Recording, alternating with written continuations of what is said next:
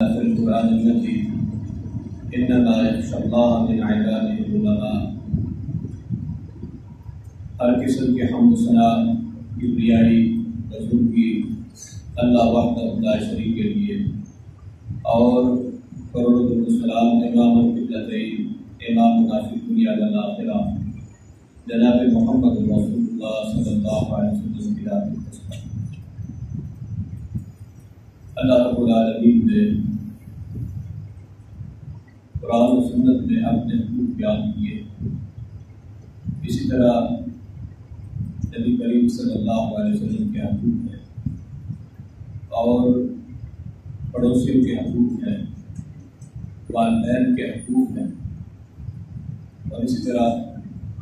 علماء کے بھی حقوق ہیں. علماء کی بہت بڑی ذمہ داری ہے. جس طرح کہ اللہ رب العالمین نے انبیاء کو بھیجا اور ان کی بہت بڑی ذمہ داری تھی، انبیاء کے جانے کے بعد العلماء ورثۃ الانبیاء، علماء نبیوں کے وارث بنے. ان کی بھی ذمہ داری بہت بڑھ گئی کہ لوگوں کو توحید کی طرف بلانا، صحیح راستہ، صحیح منہج، صحیح فکر، اس کی طرف گامزن کرنا اور سنت کی حیثیت، مقام اور مرتبہ لوگوں کے دلوں کو اجاگر کرنا، یہ علماء کی بہت بڑی ذمہ داری ہے. اسی طرح شرک سے لوگوں کو بچانا، بدعات سے، رسومات سے، گناہوں کے بارے میں تنبیہ کرنا، خبردار کرنا، بدعات سے بچانا اور رہنمائی کرنا، علماء کی یقیناً بہت بڑی ذمہ داری ہے. علماء کے حقوق بھی ہے کیونکہ علماء کی ذمہ داری بہت بڑی ہے. معاشرے کے اندر 3-4 قسم کی سوچ پائی جاتی ہے علماء کے بارے میں. کچھ لوگوں کے ذہن میں یہ بات ہے کہ وہ علماء کو عام لوگوں کی طرح حیثیت دیتے ہیں، عام لوگوں کی طرح سمجھتے ہیں، ان کے ہاں کوئی مقام، عزت نہیں ہے. وہ دین کے معاملے میں علماء کی کوئی حیثیت نہیں رہتی. وہ کہتے ہیں عام لوگوں کی طرح ان کی باتیں ہیں، قرآن و سنت کی اگر بات بھی کریں تب بھی ان کی کوئی حیثیت نہیں. یہ لوگ خوارج سے مشابہت رکھتے ہیں جو علماء کو دین کے معاملات سے نکال دیتے ہیں کہ یہ دین کے معاملے میں ان پر کوئی اعتبار نہیں.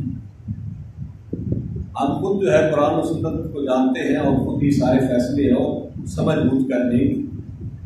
ایک گروہ یہ پایا جاتا ہے معاشرے کے اندر جو علماء کو کوئی حیثیت نہیں دیتے. دوسرے نمبر پر وہ گروہ ہے جو علماء کو بڑا مقدس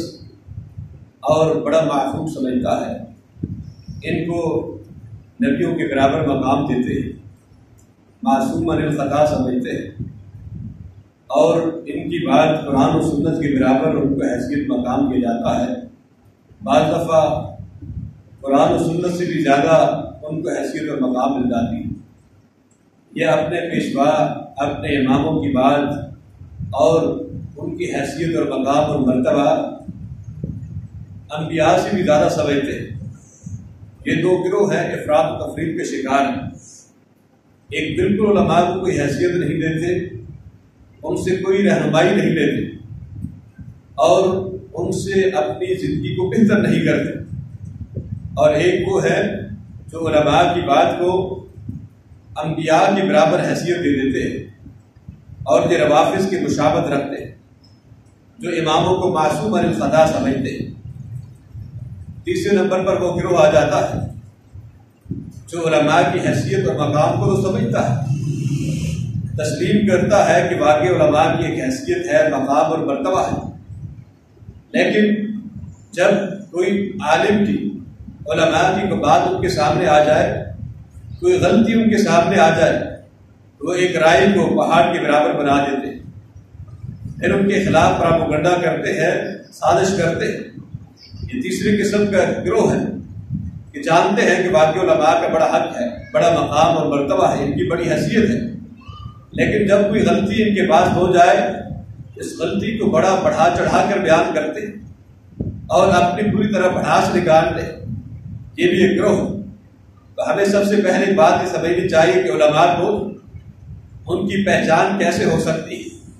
ان کی حیثیت اور مقام اور مرتبہ کیا ہے، تب جو ہے یقیناً علماء جو ہے ان کا بڑا مقام اور مرتبہ ہے۔ ابو دردہ رضی اللہ تعالی عنہ کا قول آتا ہے، زہد جو ہے امام احمد بن حنبل کی کتاب ہے، انہوں نے کہا کہ علم حاصل کرو، اگر تم علم حاصل نہیں کرتے تو کم از کم جو علم والے ہیں علماء ہیں ان سے محبت کرو، اگر تم ان سے محبت نہیں کر سکتے تو پھر ان کے ساتھ نفرت کرنے کا تمہیں کوئی حق حاصل نہیں۔ علماء کون ہیں، ان کی پہچان کیا ہے، ان کی حیثیت کیا ہے، اس کو سمجھنے کی ضرورت ہے۔ یہ نہ ہو کہ انبیاء تو چلے گئے ہیں، اب علماء ہیں، وہ قرآن و سنت کی ترغیب دلائیں گے اور رہنمائی کریں گے لوگوں کی، لیکن لوگ سمجھتے ہیں کہ ان کی حیثیت اور مقام اور مرتبہ کوئی نہیں، کوئی ان کو علوم پہ حد سے بڑھا دیتے ہیں اور کچھ مقام تو سمجھتے ہیں، لیکن موقع ملنے پر وہ ان کی عزت کو چھالنا اور ان کے خلاف پراپوگنڈا کرنا وہ اپنا مشن سمجھتے ہیں۔ لیکن علماء کی حیثیت اور مقام اور مرتبہ یہ جاننا انتہائی ضروری ہے۔ اللہ رب العالمین نے فرمایا اب علماء کون سے لوگ ہیں، وَمَن يُؤْتَ الْحِكْمَةَ فَقَدْ أُوتِيَ خَيْرًا كَثِيرًا، علماء وہ ہے جن کو اللہ تعالیٰ نے حکمت سے نوازا ہو، جن کے پاس دانائی ہو، جن کے پاس سمجھ بوجھ ہو، جن کے پاس جو ہے شرک اور کفر اور ایمان اور توحید کے درمیان فرق کرنا آتا ہے۔ شرک کیا ہے، توحید کیا ہے، ایمان کیا ہے، کفر کیا ہے، بدعت کیا ہے اور سنت کیا ہے، حق کیا ہے، باطل کیا ہے، حرام کیا ہے، حلال کیا ہے، سچ کیا ہے، جھوٹ کیا ہے، ان تمام باتوں کو جانتا ہو اس سے عالم کہا جاتا ہے۔ وَمَن يُؤْتَ الْحِكْمَةَ فَقَدْ أُوتِيَ خَيْرًا كَثِيرًا، ان کی نظر ہوتی ہے، وہ فتنوں کو بھانپ لیتا ہے، وہ آنے والے مستقبل میں جتنے فتنے اٹھتے ہیں ان کو واقعی سمجھتا ہو اسے عالم کہا جاتا ہے۔ وہ ہر چیز پر گہری نظر رکھتا ہے، وہ جو حالات گزر رہے ہو ان پر بھی بڑی گہری نظر رکھتا ہے، اسے عالم کہا جاتا ہے۔ وَمَن يُؤْتَ الْحِكْمَةَ فَقَدْ أُوتِيَ خَيْرًا كَثِيرًا، اسے اللہ تعالیٰ خیر سے بھلائی سے نواز دیتے ہیں۔ ایک مقام پر اللہ رب العالمین ارشاد فرماتے ہیں لِيَتَفَقَّهُوا فِي الدِّينِ وَلِيُنذِرُوا قَوْمَهُمْ، ان کی پہچان یہ ہے، علماء کون ہے کہ وہ حق یعنی فقہ کو سمجھتے ہیں، وہ حق بات کو جانتے ہیں، قرآن کے نصوص کو جانتے ہیں، ان کو سمجھتے ہیں۔ لِيَتَفَقَّهُوا فِي الدِّينِ، دین کے معاملات کو سمجھ بوجھ رکھتے ہیں، اور اس کے بعد کہا لِيُنذِرُوا قَوْمَهُمْ، اپنی قوم کو ڈراتے ہیں، حق بات کی طرف رہنمائی کرتے ہیں اور تنبیہ کرتے ہیں، خبردار کرتے ہیں سچ کیا ہے، جھوٹ کیا ہے، فتنوں سے محفوظ انسان اپنے آپ کو کیسے رکھ سکتا ہے۔ یہ علماء کی شان ہے، ان کا مقام اور مرتبہ ہے۔ لِيَتَفَقَّهُوا فِي الدِّينِ، دین پر پوری ان کی گرفت ہوتی ہے، دین کے معاملات کو پوری طرح وہ سمجھتے ہیں اور لوگوں کی رہنمائی کرتے ہیں کہ یہ حق ہے، یہ باطل ہے، یہ سچ ہے، یہ جھوٹ ہے، یہ حلال ہے، یہ حرام ہے، یہ جنت کا راستہ ہے، یہ جہنم کا راستہ ہے،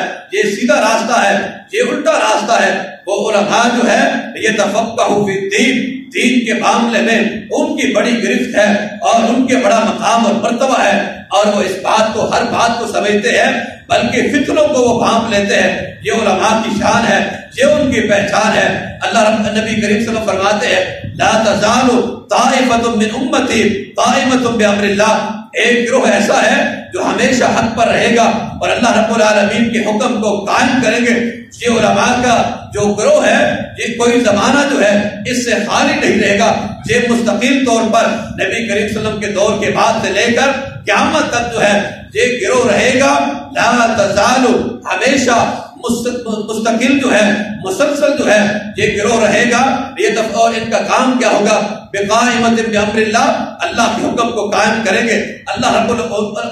العالمین کے حکم کی طرف یہ دعوت دیں گے، اصلاح کریں گے، لوگوں کی خیر خواہی کریں گے، اور ہمیشہ یہ گروہ رہے گا۔ اس حدیث سے پتہ چلتا ہے علماء حق میں ایک ایسا گروہ ہے جو لوگوں کی رہنمائی کرتا ہے، ان کو اچھے راستے کی طرف لے کر جاتا ہے۔ اگر علماء ہی نہ ہو تو حدیث جو آگے نبی کریم صلی اللہ علیہ وسلم کا فرمان آتا ہے آپ نے فرمایا لوگوں جماعت سے الگ نہ ہو، اگر کوئی جماعت سے الگ ہوتا ہے وہ ایسا ہی ہے جیسے اس نے اپنے گلے سے جو ہے اسلام کو دور پھینک دیا ہے۔ اور عمر بن خطاب رضی اللہ تعالیٰ عنہ کا فرمان آتا ہے کہ علیکم بالجماعۃ، لوگوں جماعت کو لازم پکڑ لو، کیونکہ ایک آدمی کے ساتھ شیطان ہوتا ہے، اگر دو ہو جائیں شیطان جو ہے دور ہو جاتا ہے۔ اس سے معلوم ہوتا ہے کہ جماعت کو لازم پکڑنا چاہیے۔ اب اس کے دو معنی ہیں، ایک تو جماعت وہ ہے جو وقت کا خلیفہ ہے، لوگ اس کی بیعت کرتے ہیں اور اس کے جو ہے بات جو ہے مانتے ہیں اور اس کے مطابق چلتے ہیں۔ اگر خلیفہ نہیں ہے،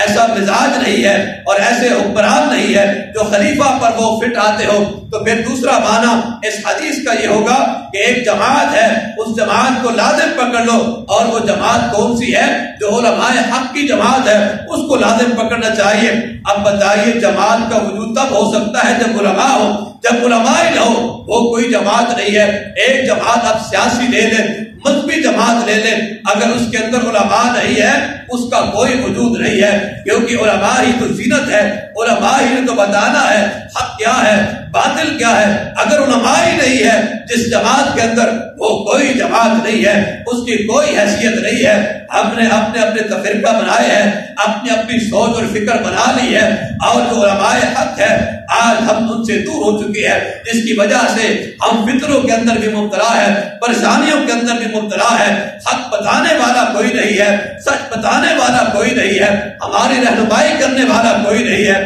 وجہ اور سبب کیا ہے کہ علماء حق سے ہم دور ہوتے چلے جا رہے ہیں۔ جب آدمی علماء حق سے دور ہوگا، فطروں کے اندر مبتلا ہوگا، شیطان اس کے راستے پر بیٹھے گا، اس کو گمراہ کرے گا۔ آج ہمیں اس امر کی ضرورت ہے، ہم خود بھی علماء کے ساتھ جڑے رہیں، اپنے بچوں کو بھی علماء کے ساتھ جڑے رکھیں، تب جو ہے انسان کا معیار بنتا ہے، تب انسان سیدھے راستے کی طرف گامزن ہوتا ہے۔ اب علماء حق کی پہچان میں 3-4 باتیں عرض کرنا چاہتا ہوں کہ علماء حق کو پہچاننا کیسے انسان پہچان سکتا ہے۔ علامہ ابن قیم رحمۃ اللہ علیہ نے کہا کہ وہ عالم وہ ہے جو اگر موجی جو ہے لہریں سمندر کی لہریں جو ہے ان کے سامنے جو ہے آ جائیں، شکوک و شبہات کی لہریں ٹپک آئیں، اور اسی طرح جو ہے آسمان سے بارش کی قطروں کی طرح ان کے ذہن اور دل و دماغ میں جو ہے شکوک و شبہات گرنا شروع ہو جائے، لیکن آسمان کے قطرے جتنے بھی گرے لیکن وہ شکوک و شبہات کو اپنے دل و دماغ میں نہیں ڈالتے، ان کے پاس ایک یقین ہے،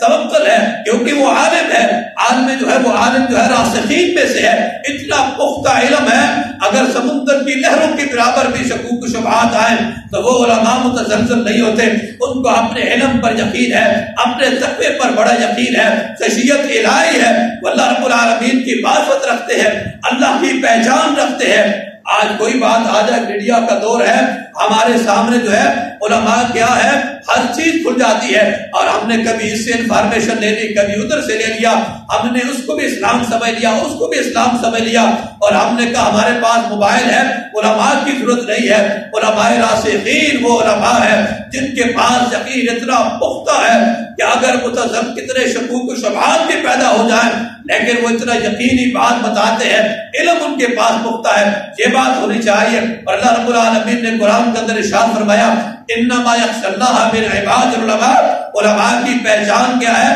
وہ خشیت الہی ہے، اللہ رب العالمین سے ڈرتے ہیں، ان کے دل کے اندر خوف ہے، تقوی ہے، یہ علماء کی پہچان ہے۔ اب ہم نے جن کو علماء سمجھ لیا ہے، سچی بات تو یہ ہے علماء راسخین بہت کم لوگ رہ چکے ہیں، سیدھا لوگ رہ چکے ہیں جو علماء راسخین میں شمار ہوتے ہیں، جن کا علم پختہ ہے، یقینی علم ہے، توکل ان کا اللہ رب العالمین کی ذات پر ہے۔ اور اسی طرح جو ہے ایک بات اور سمجھنے کی ہے کہ حق علماء پہچاننے کے لیے جو ہے یہ محدثین اور سلف صالحین سے بھی پتہ چلتا ہے کہ اساتذہ جو ہے ان کے بارے میں گواہی دیتے کہ یہ واقعی عالم ہے، آپ اس سے علم حاصل کر سکتے ہیں۔ اگر امام احمد بن حنبل رحمہ اللہ کے بارے میں آتا ہے کہ انہوں نے کہا کہ جب تک مجھے اپنے استاد نے فتویٰ کی اجازت نہیں دی، میں نے فتویٰ نہیں دیا، اگر وہ مجھے منع کر دیتے میں فتویٰ سے رک جاتا۔ معلوم ہوا ہے محدثین اور سلف صالحین میں آتا ہے کہ عالم وہ شخص ہے جس کے بارے میں اس کا استاد گواہی دے دے کہ واقعی یہ عالم ہے، آپ اس سے علم حاصل کر سکتے ہیں۔ آج جو ہمارے پاس علم حاصل کرنے کا یہ طریقہ کار موجود ہے کہ چند کتابیں پڑھی، چند جو ہے انسان ادھر ادھر کی باتیں پڑھ لی اور اس کے بعد جو ہے وہ عالم بن جاتا ہے، وہ ممبر و محراب کا مالک بن جاتا ہے۔ نہیں،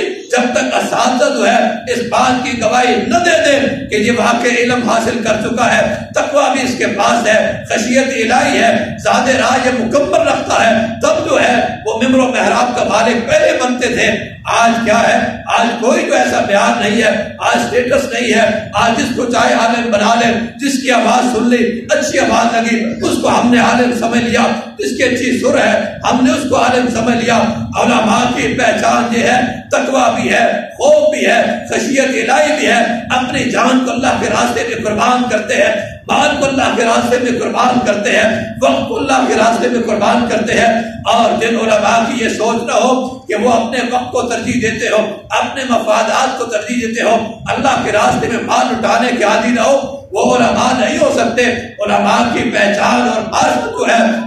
جب تک ان کے اساتذہ ان کے بارے میں گواہی نہ دے دیں۔ آج یہی طریقہ کار ہونا چاہیے کہ ہمیں ایک عالم بچہ پڑھنے کے بعد اس کے عالم کو اس اساتذہ کی طرف رجوع کرنا چاہیے، ان سے پوچھنا چاہیے کہ واقعی یہ طالب علم جو ہے ایک عالم بن چکا ہے کہ نہیں، کیا واقعی یہ لوگوں کی رہنمائی کر سکتا ہے کہ نہیں، کیا واقعی یہ مصلی اور امام کا مالک بن چکا ہے کہ نہیں۔ اس چیز کی طرف جو ہے ہمیں پوری دھیان اور توجہ دینی چاہیے، تب جو ہے علماء راسخین پیدا ہوتے ہیں جو اپنی جان، اپنا مال، اپنا وقت جو ہے اللہ کے راستے میں قربان کرتے ہیں۔ اور علماء کی پہچان ایک یہ ہے کہ عہدہ اور منصب جو ہے، آدمی دیکھتا ہے کسی کے پاس عہدہ ہو، ڈگریاں ہو، ہم کہتے ہیں یہ عالم بن جاتا ہے۔ یہ معیار نہیں ہے کہ کسی کے پاس عہدہ اور منصب دیکھ لیا جائے، کسی کے پاس بڑی گاڑی دیکھ لی جائے اور ہم اس کو عالم سمجھ بیٹھتے ہیں کہ جناب اس کا پروٹوکول آپ نے دیکھا ہے، اتنی گاڑیاں اس کے ساتھ تھی، آپ نے اس کا بولنا دیکھا ہے، اس کا آنا دیکھا ہے، اس کے کپڑے اور لباس دیکھا ہے، ہم اس کو عالم سمجھ بیٹھتے ہیں۔ عہدہ اور منصب جو ہے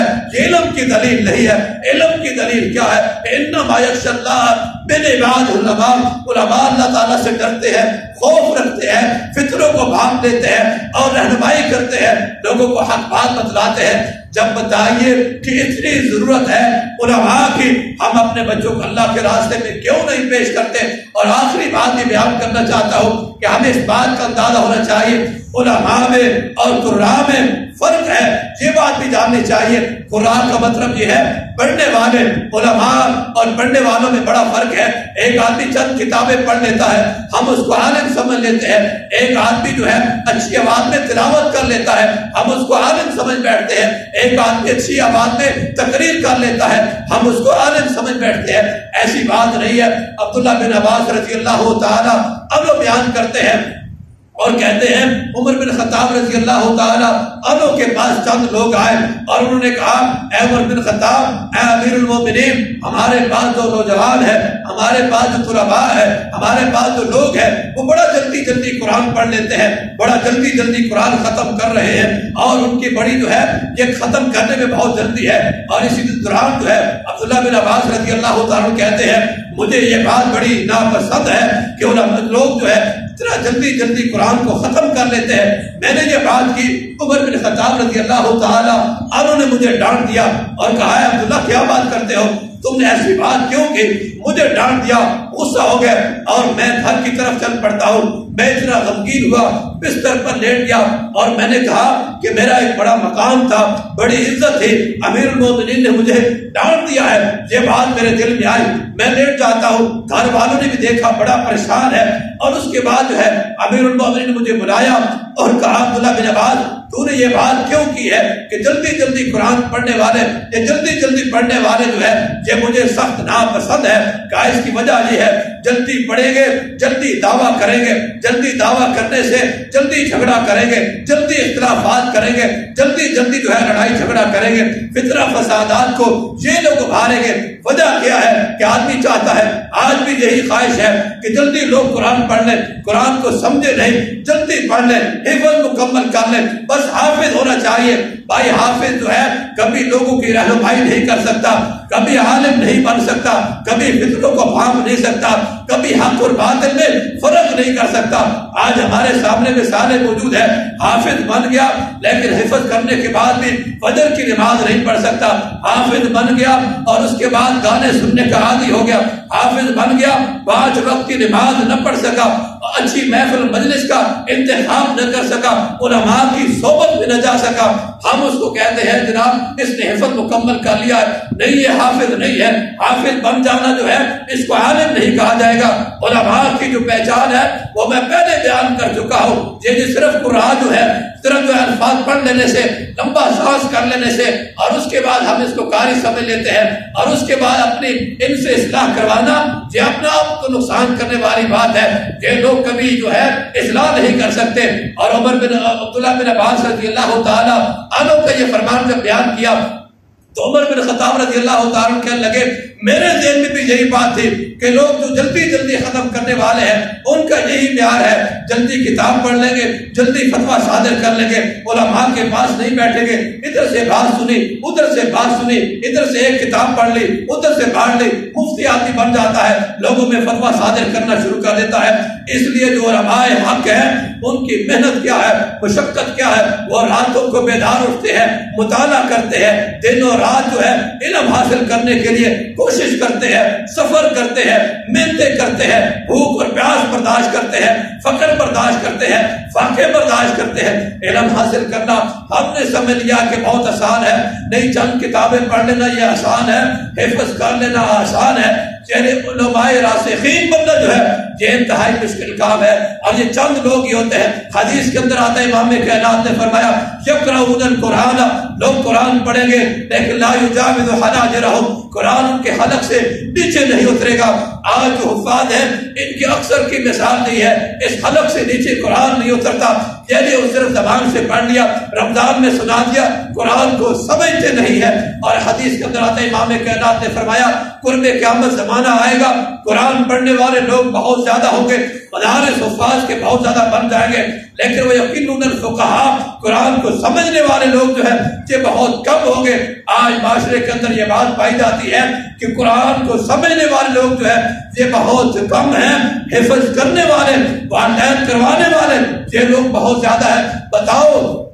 اگر یہی بات رہی تو علماء راسخین علم اٹھتا جائے گا اور جاہل لوگ جو ہے ممبر و محراب کے معنی بن جائیں گے، حقیقی طور پر علم نہیں رہے گا۔ آج بھی ہمیں یہ چاہیے کہ ہم اپنی اولاد کو اللہ کے راستے میں پیش کیجیے، پھر یہ سوچ کر یہ سمجھ کر ان کو علماء راسخین بنانا ہے، ان کو علماء ربانیین بنانا ہے، ان کو مشقتیں برداشت انہوں نے کرنی ہے، سفر انہوں نے کرنا ہے، محنتیں کریں گے تب جا کر یہ علماء بنیں گے، رات کو جاگیں گے، مشقت برداشت کریں گے، مطالعہ کریں گے، دن و رات ایک کر کے یہ قرآن و سنت کی تعلیم حاصل کریں گے، اور 7-8 سال کے بعد جب ان کے اساتذہ اس بات کی گواہی دیں گے کہ واقعی یہ بچہ جو ہے عالم بن چکا ہے، لوگوں کی رہنمائی کر سکتا ہے، تب جا کر جو ہے علماء راسخین میں سے بنتے ہیں۔ آج ہمارے معاشرے کے اندر جو بات پائی جاتی ہے ہم خوش ہوتے ہیں کہ جناب کوئی سر والا آدمی مل جائے، کوئی جلدی جلدی جو ہے معاملے کو ختم کرنے والا مل جائے۔ ہم نے علماء راسخین کی طرف نہیں بڑھے۔